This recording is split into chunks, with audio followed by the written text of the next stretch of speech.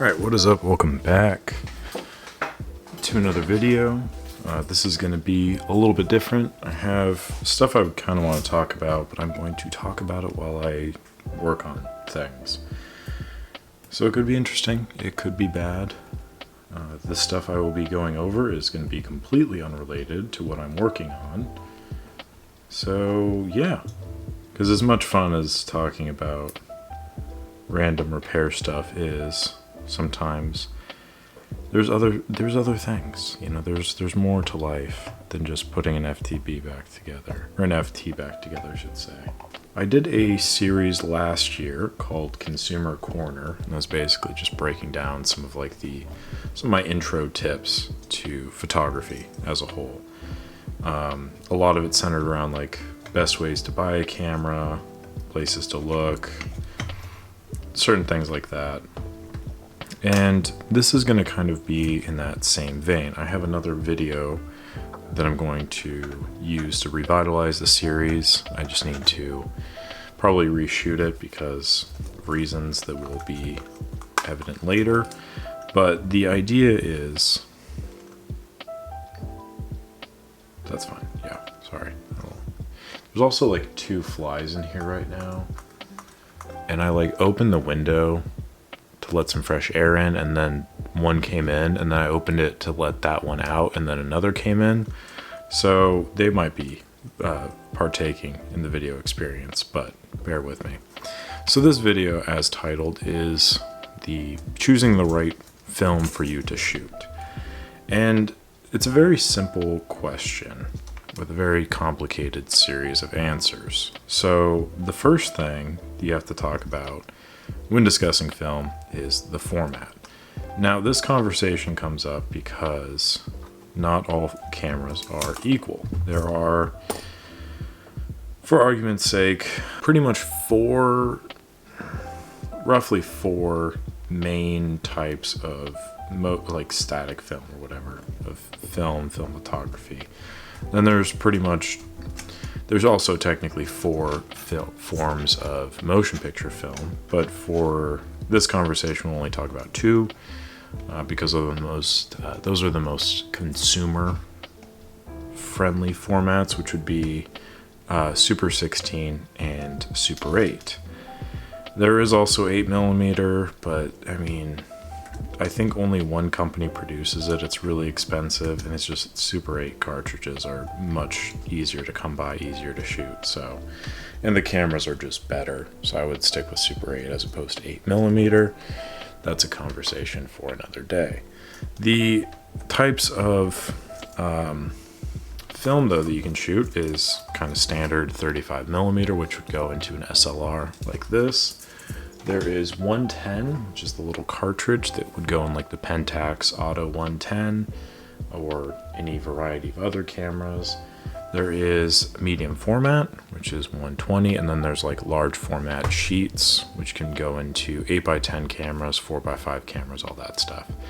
I don't know much about large format because I have a feeling that if I was to start getting into that, I would probably go down a very deep, dark, and expensive rabbit hole that I would like to avoid. So for the sake of my dwindling budget as a very, very low tier YouTuber, I'm going to avoid discussing that. And I'm going to stick to what I know, which is medium format, 110, and 35mm. There are other formats as well. There's like 127, there's 620. There's a bunch of like expired, out of date stuff that you can probably still find film via the the expired film company, or there's some company that produces these films that nobody shoots. And like all of that, yes, it is film you can shoot, but for the sake of just being unpedantic and not annoying, we're just going to focus on the main ones, which are the ones I previously listed.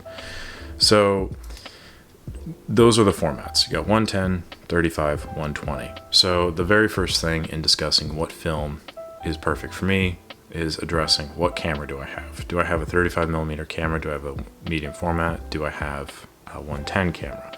And from there, the conversation becomes much simpler, especially if you're shooting 110, because there's really only one company that produces 110 film right now, and that is Lomography. They have the Orca black and white film, and they have the Tiger color film, I believe it is. So your options are limited, and there is expired film out there for it. It's just not super great, but it exists. So those are your options for 110. Very limiting, but still pretty good in those options. Then medium format, again, also pretty limited. The only companies that really make medium format film right now are Lomography, Cinestill, Kodak, Ilford, Fuji, and Arista, and other like little third-party things. But those are like the main ones. Arista is good because it's all super cheap and affordable, which is nice. Ilford is pretty much only black and white film, and it's really solid. All of the Ilford stock that I've shot, I've really enjoyed. Some of my favorites are HP5 because it's what you are going to get basically. Super predictable, enjoyable to shoot, haven't had any issues with it. FP4 is another favorite of mine, and the Pan F. Those are like my favorite. Personally, Delta is also pretty good. I've not shot it as much, and it's just not my favorite. XP2 is good, and then the SP film, I believe. All of those are very good options. Ilford is great. Ilford is affordable. Ilford's reliable. Ilford still makes film. Kodak is expensive for the most part. They introduced gold, I should say, in 120 a year or so ago. And that was supposed to be the budget option, but now I've seen the prices of that, and it's gone up quite a bit. And it's okay. Like, it's decent, adequate color film. It's not the best. It's not the worst. It's fine. The Portra is going to be very expensive, but it is a really good look. Ektar, I think, is my favorite of the color film options. It has really, really sharp grain, really like reliable color. And yeah, it's very enjoyable to shoot. It is also very expensive. The black and white options are going to be T-Max and Tri-X, and those are pretty good as well. I've not shot them as much because if I'm going to shoot black and white, I'd rather shoot Ilford, to be honest. I feel like the grain structure in Ilford is just more favorable. There's the fly, you son of a bitch. And it's also more affordable than the T-Max or Tri-X tends to be. So those are your Kodak options thereabouts. There is rumors, apparently, allegedly, of them bringing Ultramax or 400 speed color film to 120, but I don't believe that, but okay. And then Fuji, I'm not really sure what Fuji has in terms of medium format at the moment. I know they have Acros, which is their black and white film, and then I think they have like Provia, and I think that might be it for medium format with Fuji. But so Fuji is going to be very expensive. It is really good, but it's just going to be very expensive right now, and the options are incredibly limited for medium format. Cinestill is also going to be very expensive, and it's going to be more stylized. Cinestill and Lomography is pretty much just recanned other film stocks. So if that's something that you're looking into getting into for the more of like the stylistic look, then I would recommend researching those looks in particular. Cinestill 800T has like that famous bloom, and that is pretty much because it was an emulsion layer that was sitting on top of the film because it's motion picture film that they recanned. And then when you remove the remjet, basically creates that kind of blooming look. So that's cool if you're into that, but that is also going to be like $18 a roll for medium format, I think, thereabouts. Moving on to 35mm, which is going to be your most plentiful of varieties of film. And when I say plentiful, I mean, yeah, your options are still going to be incredibly limited because it is the year 2023 and the popularity of film is at an all-time high.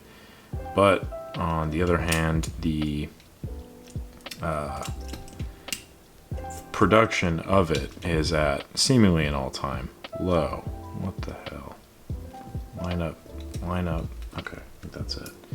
So that's kind of a bummer, but it is interesting because that's under there. Son of a bitch. This is gonna be a nightmare. I really didn't want to do this, but it's okay. It'll be fine. It'll be fun. We will have fun doing this. I thought that if I started recording this video while I was doing this, it would like enable me to do this repair that I really don't want to do, but oh well. Let's take this off. So yeah, 35mm, most plentiful of options, and it is one of the most consumer friendly formats out there. That being said, there's still not a lot of options. We have these similar companies, but we have a couple other ones, such as ORWO, which I've shot a lot of lately, and I've been kind of enjoying that. Arista is great because it has very affordable black and white film that you can use to test cameras or just kind of spend money on. Kentmere, also affordable black and white film. It's pretty decent. I just shot a roll of that, and I wasn't disappointed. I wasn't super impressed. I was like, yes, film. But it was like $5 a roll, so you can't get mad about that. It is black and white, but there's nothing like notable about it, I have to say. Kodak has a lot more options in 35mm. They do have the Ultramax, they've got gold. They have apparently Color Plus exists still, but it is super expensive. That's going to be kind of the name of the game for this video, is just everything is expensive and life sucks.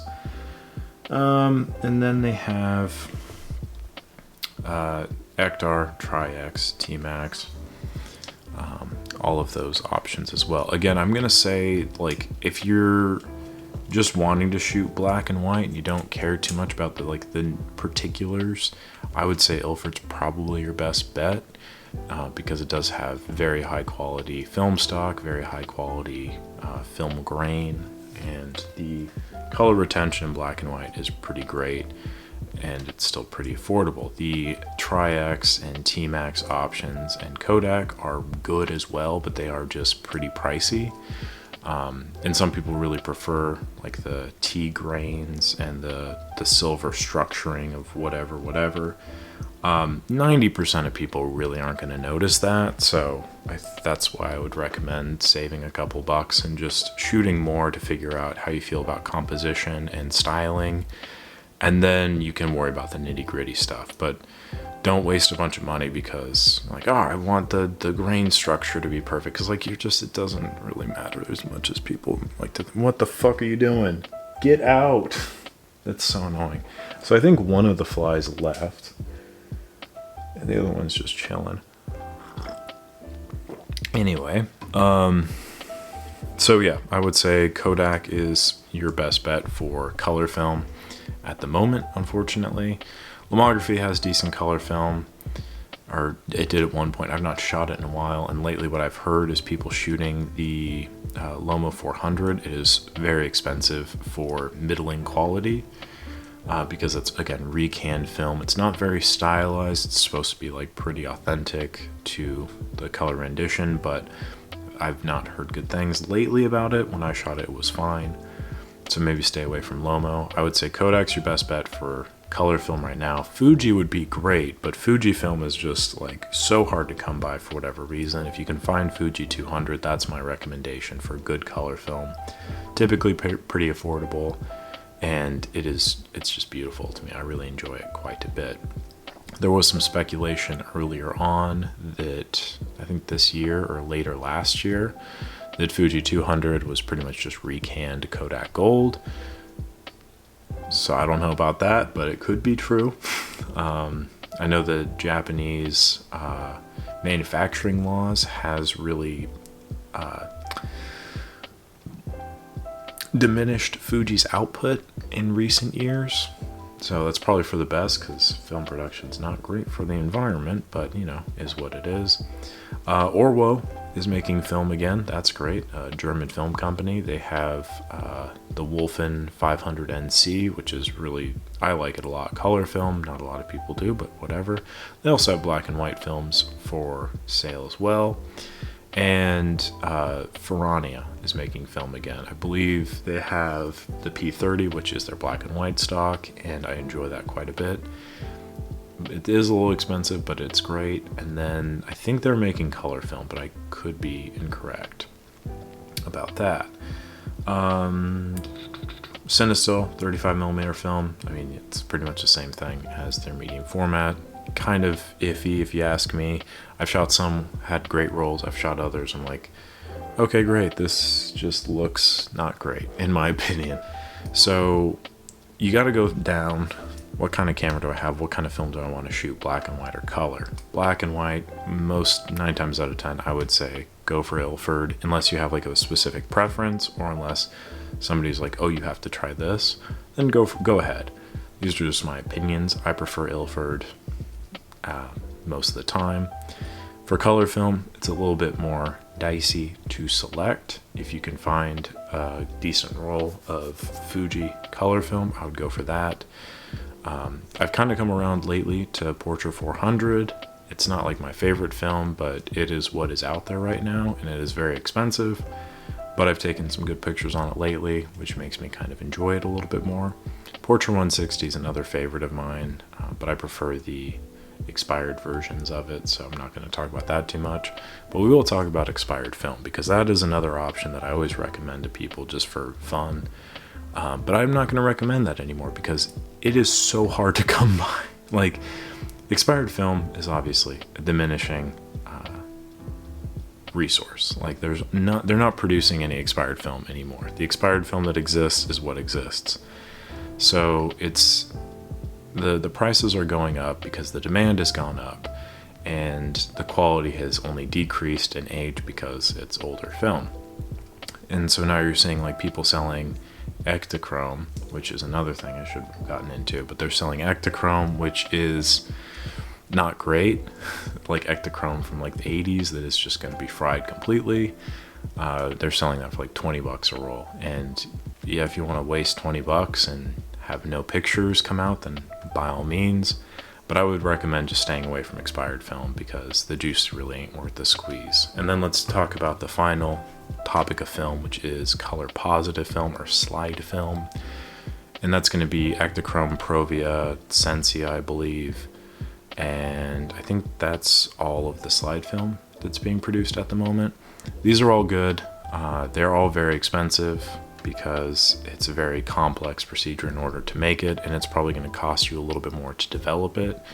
I use the darkroom. I know that they charge $6 extra per roll to develop it, and I just got a roll of Ektachrome and shot through it. I believe it was like $20 for the roll, plus another $6 for developing, so it was $18 total to develop. So $38, that evens out at like a little under $1 a picture, or over $1 a picture thereabouts.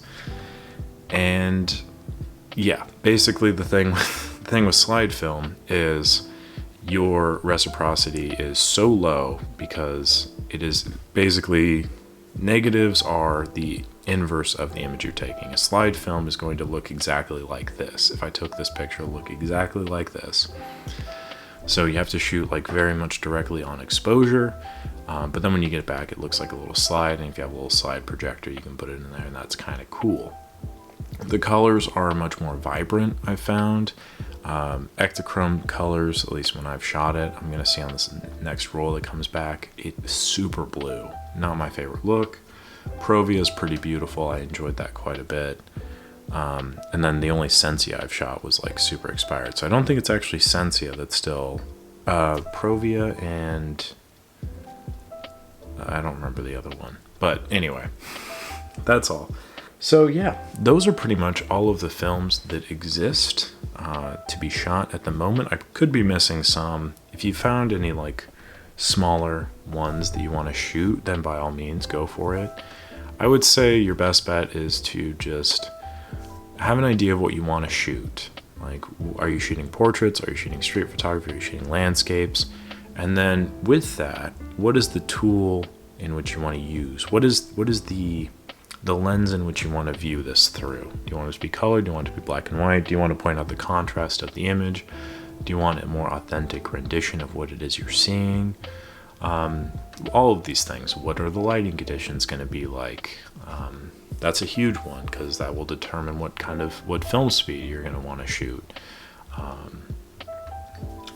All sorts of different things like that. I think for starting out, black and white's probably the best way to go, just to get a better idea of how things look. But I think it's a lot easier to sell people on the idea of shooting color film, because color film, each different one has its own different look. Color Plus has a little bit lower detail, but some of the colors pop a little bit more. Portrait has a very portrait look. Ektar is pretty much an honest rendition of what you're going to see, but it is so sharp. The grain is just fantastic in that. Fuji 200 has nice grains and stuff to it. Cinestill has like a little bloom factor, and 50D has a really like soft quality to it. So overall, these are all films that have their own specific look, and that's something that you can sell somebody on film photography. Like, oh, are you taking pictures but you don't necessarily like the look of them, you want to push it a little bit more, then by all means. I also just realized that I told you I was going to work on this. I realized my camera's about to die, so I kind of wanted to focus on the conversation because this is going to take a long time.